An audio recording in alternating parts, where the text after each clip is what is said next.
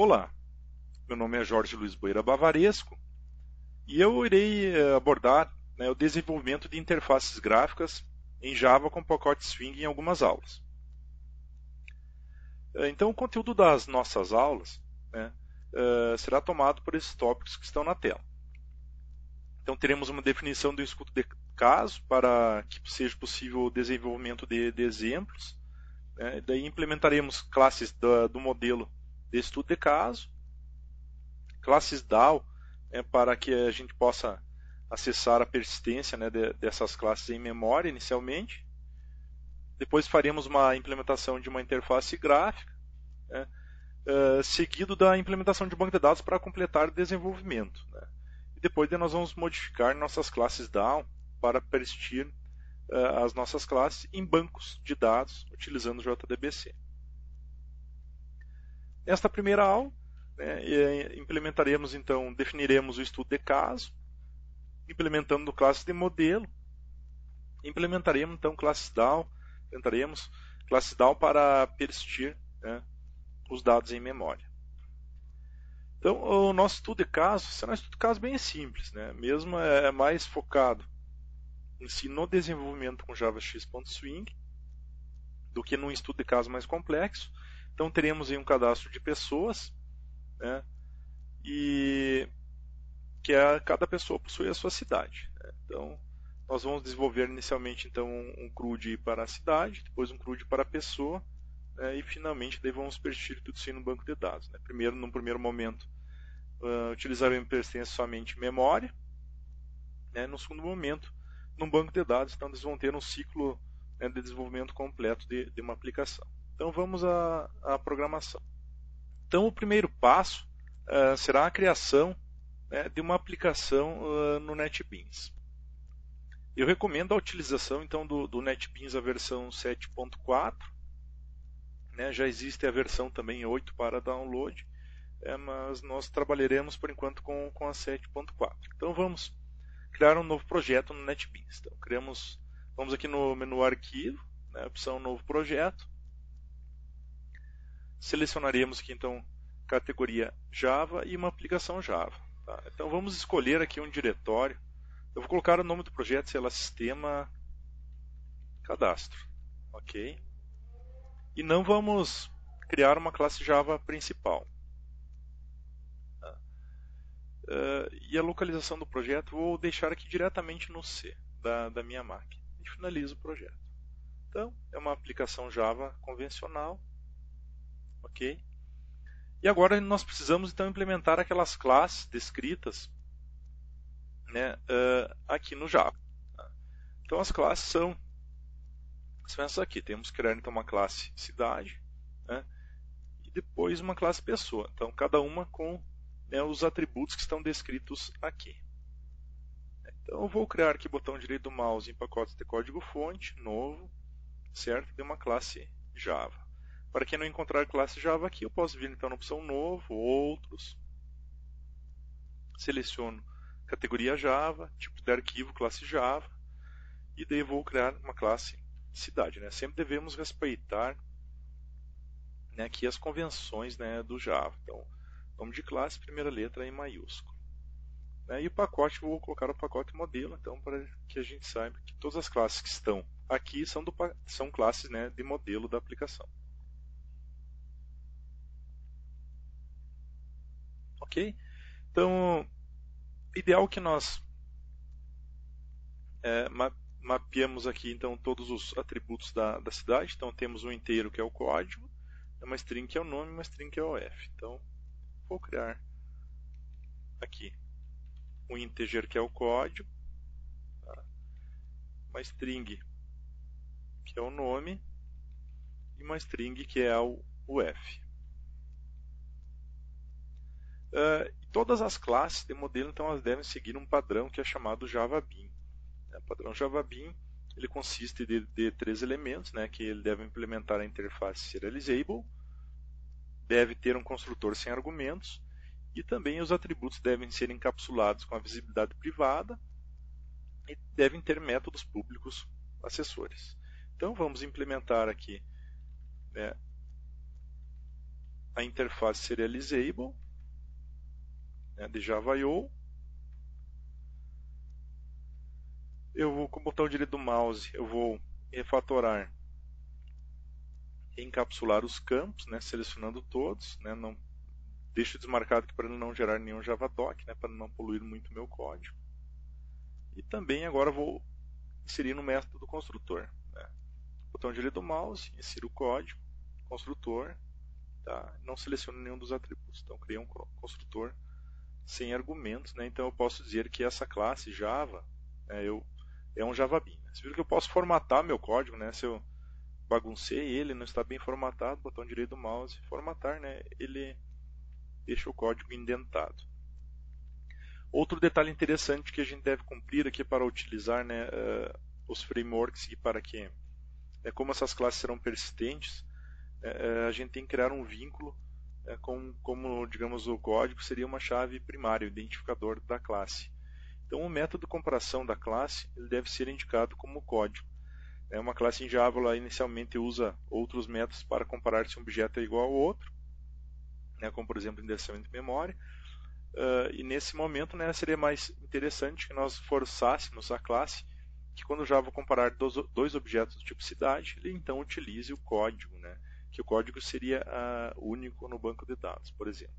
Então, para fazer isso, eu clico o botão direito do mouse dentro da classe, ou na opção inserir código, né, e seleciono o método equals hashcode. E daí eu vou aqui nas duas opções marcar o código, né, então essa classe estará sendo comparada utilizando o código. Tá? Então isso aqui é útil em muitas situações aí de interface e de manipulação, né, de objetos em uma coleção. E agora vamos então implementar a classe pessoa. Então, botão direito do mouse, novo, classe Java, classe pessoa. E da mesma forma, né, então nós temos que mapear os atributos. Então temos o inteiro código, integer chamado código. Né. Possuímos também uma string que é o nome.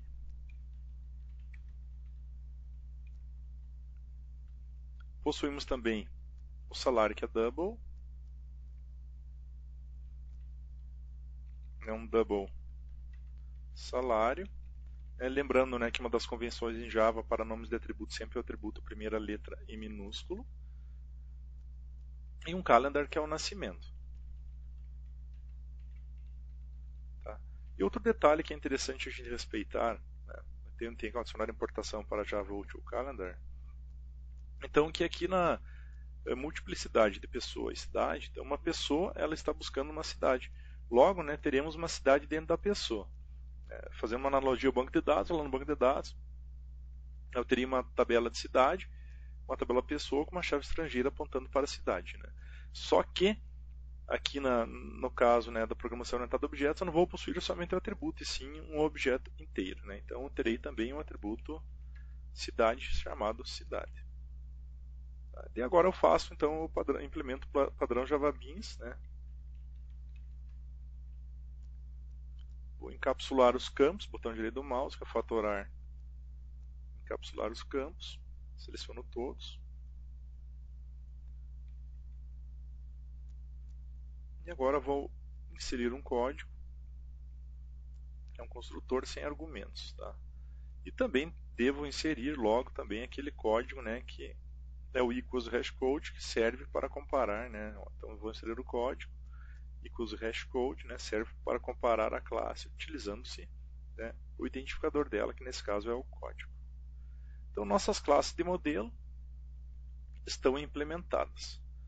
Ok?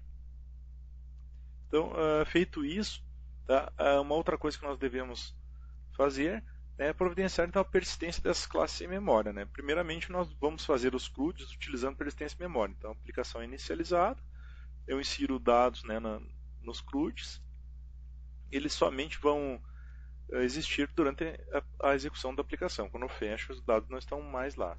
Por que isso? Nesse primeiro momento, para simplificar um pouco o CRUD, né? Depois a gente só modifica uma pequena parte do sistema para utilizar o banco de dados. Bem, também vou guardar aqui essa imagem né, diagrama de classes do modelo. Vou chamar aqui de classes. Vou guardar então também dentro do pacote da minha aplicação, né, para eu ter centralizado tudo isso aqui. Então agora vamos providenciar então eu tenho que manter duas listas, né, em memória estática, né, uma lista de cidades e uma lista de pessoas, à medida que vão inserindo cidades e pessoas, né, na aplicação. Então eu vou criar aqui uma nova classe Java que eu vou chamar de dados. Tá? E essa classe dados então, ela vai ter duas listas. Né? Então, uma lista pública, estática para que eu possa acessá-la sem que ela tenha um valor único, essa variável em toda a aplicação, e um valor estático. Vou usar aqui um list, né, que é uma lista em Java, que eu vou dizer que essa lista aqui é de cidade, eu chamarei de lista cidades. Tá? E eu vou inicializá-la com um array list de cidade. Tá? Olha só, então ele está reclamando aqui, né, que é para usar a inferência Diamond do Java 7. Então não preciso definir na inicialização, né, o tipo utilizado.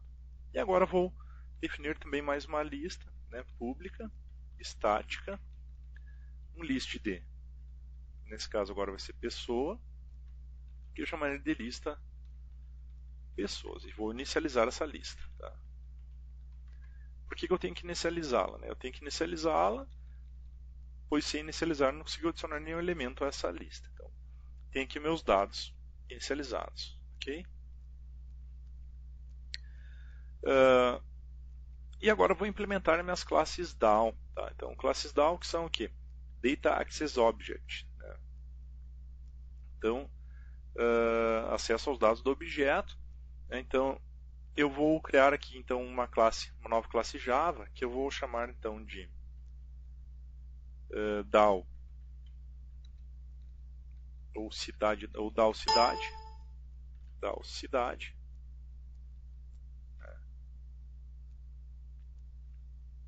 E daí vai ter alguns métodos. Então, um método para recuperar os registros, né, as cidades, um método para salvar uma nova cidade, um método para remover uma nova cidade. Ok? Então teremos um método público, tá? Que ele vai retornar então uma lista, né, um list de cidade. Ok?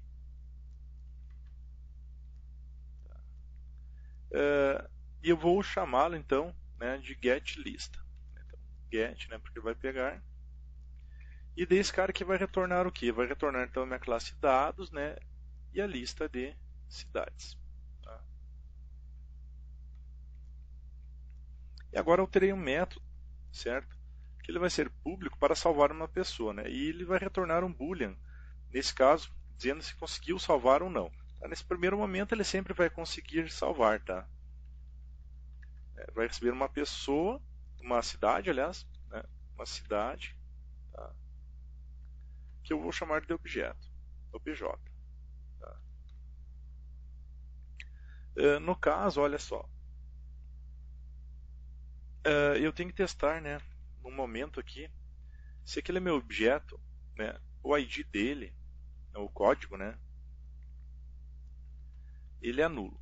Se ele for nulo, então eu já percebo que é um novo objeto. Tá? Então eu tenho que gerar o código dele. Então vou criar aqui um integer código. Então vai receber lá o que eu tenho que fazer. Então, digamos que eu tenho 10 cidades cadastradas, a próxima cidade será a cidade 11. Então eu pego o tamanho da lista de cidades e adiciono 1. Né? Pego então dados, a lista cidades, o método size retorna o tamanho e somo 1. Então eu vou incrementando o valor da cidade em 1. E daí eu pego meu objeto, que é uma cidade, seto o código, né? E daí pego lá dados, a lista de cidades, e adiciono a cidade que eu passei por parâmetro. Tá? E daí eu vou retornar true. Tá? Então sempre vai retornar verdadeiro. Tá? Por que eu estou fazendo assim? No momento, né, que nós estivermos comunicando com o banco, o que vai mudar na nossa aplicação? Mudará, por exemplo, essa lista que retorna então dados lista cidades, vai retornar uma consulta do banco. Esse método salvar executará um comando insert no banco e vai retornar falso ou verdadeiro se conseguiu ou não executar o comando insert. Então, basicamente, essa aqui vai ser a nossa lógica. Eu já deixo ele preparado, né? Quando a gente mudar de banco de dados, eu só vou mexer nestas classes e nada mais na aplicação. O restante é tudo igual. E agora terei um método público, né, booleano, que eu vou chamar de remover, né, cidade obj. Tá? E eu pego então meus dados, né, minha lista de cidades, e chamo o método remove e passo o objeto e retorno tudo. Então ele removeu. Tá, nesse caso é interessante, muitas vezes eu vou tentar remover uma cidade lá quando tiver com o banco de dados e pode retornar falso, né, caso, por exemplo, a cidade já esteja sendo utilizada por uma pessoa. Feito? Então, agora temos que criar o DAO, né, para pessoa. Na verdade, é a mesma coisa que este aqui, então eu vou criar um novo classe Java chamada DAO pessoa. Tá?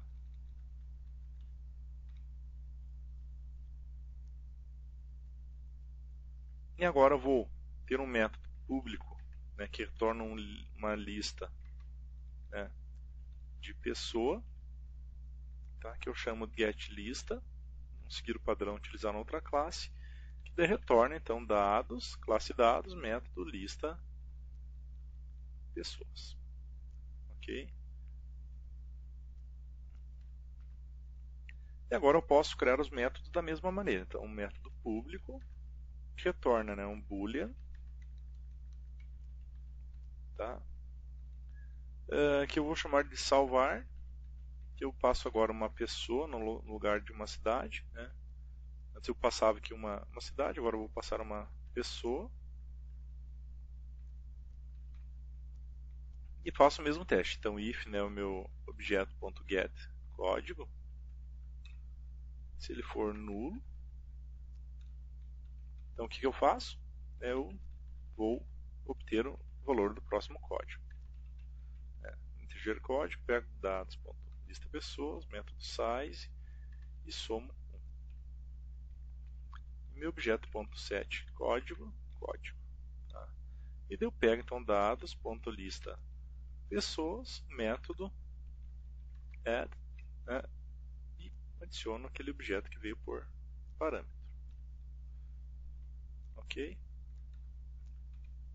E retorno true. E agora tem um método público que é um booleano, né, boolean, né, um boolean que eu chamo de remover. E eu também recebo, né, então, uma pessoa que é um objeto. Né. E agora eu vou remover dados.lista pessoas.remove, né, e removo o objeto e retorno, né, também true. Então, minhas classes de acesso a dados estão prontas. Né? Então, quando mudaram para o banco, mudo somente elas. Certo? Então, pela aula de hoje era só isso, e na próxima aula nós vamos começar então aí o desenvolvimento, né, da interface. Certo, pessoal? Obrigado pela atenção de todos e até a próxima videoaula.